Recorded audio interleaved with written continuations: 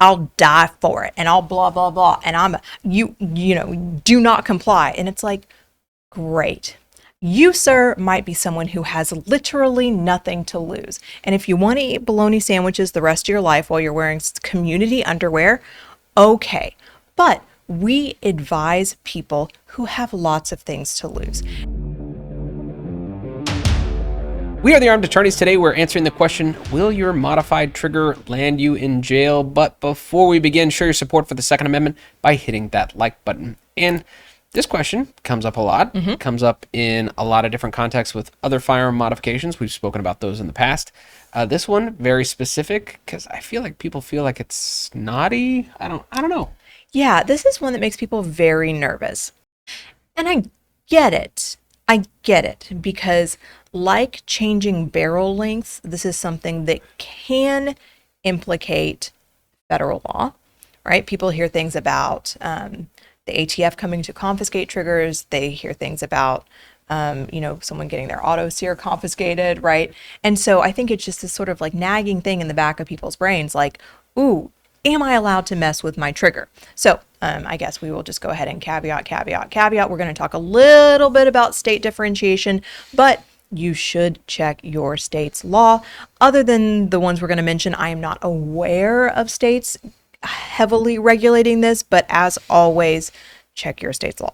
Yeah, so the two, I'll think we'll get these right out of the bat, and then we'll talk about kind of more conventional, hey, I just don't like the stock trigger that came with my firearm. I want to modify it to something that's more comfortable or easy to use. We'll have that discussion, but I think we start with like binary triggers and FRTs. Again, your state's law may vary, but generally those are fine. Yes, but they didn't used to be. No. Right? Well, actually, binary triggers were always okay, but binary triggers were like on my naughty list. Your naughty list? Not my naughty list. Your worry list. My worry list that go. they were going to go on the ATF's naughty list. There you go. Because it seemed like if you're going to go after things that aren't machine guns and call them machine guns, which is exactly what the ATF has been doing the last couple of years with bump stocks and with FRTs, which we'll talk about in a second, a binary trigger fits right in that basket, right? Yeah, it feels similar, but I think I'm feeling pretty confident now with the Cargill decision out of SCOTUS, how they have hyper scrutinized what a function of a trigger looks like. Thank God. We can say, bump stocks currently legal under federal law. Again, some states have gone a step further. FRTs currently legal under federal law. There was an injunction. Yeah, there's an injunction. That's the one where we had the ATF coming and confiscating people's FRTs, saying this is, and it was under the bump stock reasoning. So the Cargill case directly cut the knees out from FRTs, and then we also got an injunction to back that up because, and people got mad at us too because everybody's getting the letters, and we said, if the federal government, we're not saying we like it, but if the federal government's saying we're going to prosecute you for having a machine gun, you don't fight that from inside a prison cell. No, right? and you do. That's what. Sorry, can I rant? Yeah, I'm cutting you off, but here we go. It. Okay, because we got lots of I think our typical watcher, but we got people who will jump in here every once in a while, and they're like real puffed up, and they're like, "I'll die for it," and I'll blah blah blah, and do not comply, and it's like, great. You, sir, might be someone who has literally nothing to lose, and if you want to eat bologna sandwiches the rest of your life while you're wearing community underwear, okay. But we advise people who have lots of things to lose. And unfortunately, sometimes we have to say, we do not agree with this law. We do not agree with this interpretation. We actually think you might even win your case one day. But do you want to lose your freedom, your good name, lots and lots of money and time? Do you want to stress about going to federal prison for the next 5 years while we sort this out? And so we give advice a lot of times. It's like, yeah, I have that discussion. You walk on the clean side, right? Yeah, well, and I have that discussion with a client. It's all about making an informed decision. If, hey, knowing the risks, you decide to take it, great. A lawyer's not here to tell you how to live your life. Lawyer says, here are your options. Here are the pros and cons to each. You're ultimately the captain of the ship. You decide. Yeah. And so when we say, hey, guess what? The federal government is going around confiscating these things. There is a risk of enforcement action. Do with that information what you think is in your best interest. I don't see how Well, I told people too. It was like, if it were me, if it were my butt in the hot seat, I'd turn it in. Yeah. You know, So and that's what we did. And not knowing, sorry, I'm really defending us here, but also Washington gun law did the same thing. All the actual real practicing gun attorneys did exactly the same thing, because you don't risk it. You don't risk it. You say, look, if it were my butt in the hot seat, this is what I do. Because if they're actually going to come after you and prosecute you, the federal government gets what they want. Look at Matthew Hoover. yeah. Exhibit 1. Yeah. Right? Poor Matt. Poor Matt. All right. So, wow. FRT rant. Yes. Got over. it. Bump stock rant. Done. Binaries. Always, Never been in danger. But never been in danger. Again, check your state's law. And then, because you do have states like Florida where FRTs, I don't know, the way they've written their bump stock law, I think they're still illegal in Florida. yeah, there's some questions there. And so these other states that, I mean, these states, some states go beyond the federal law and make things more prohibited.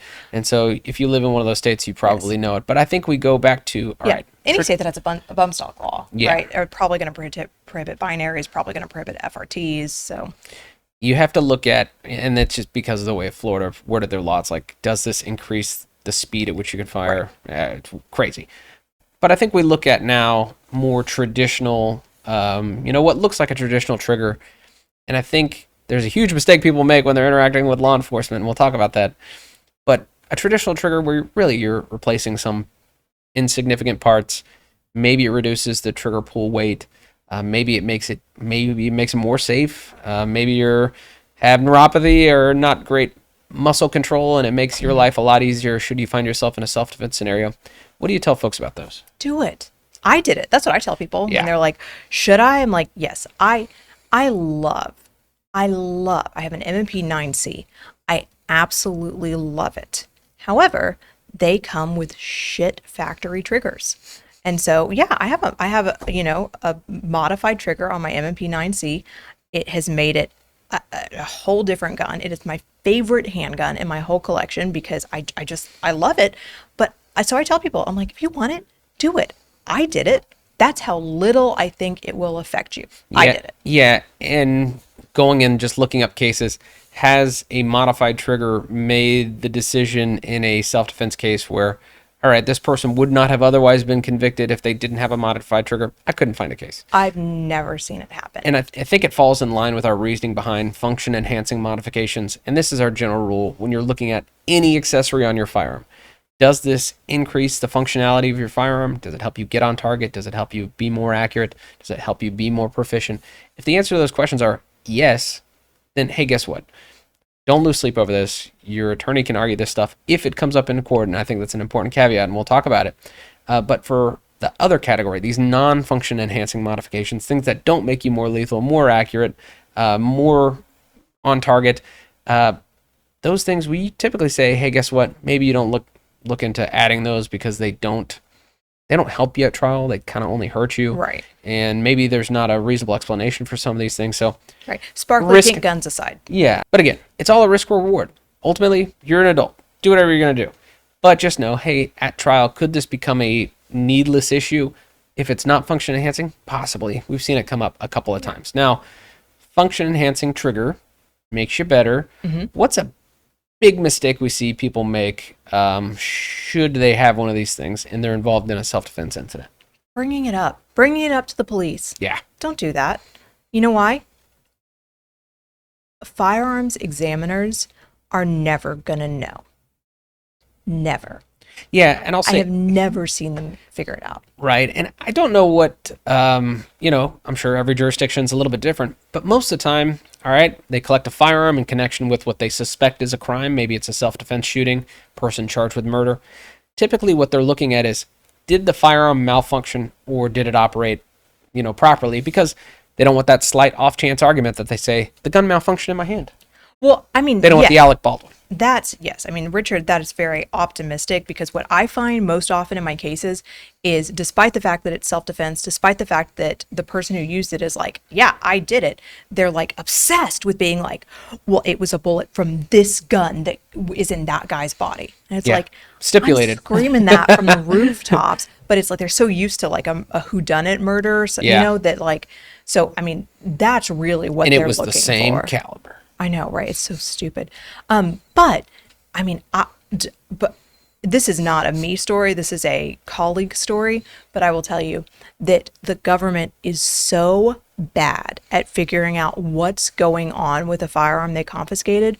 We have a colleague in Virginia who had a guy use a gun.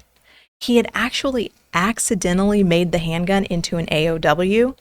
They confiscated it, charted it, did everything they were supposed to do. No one noticed.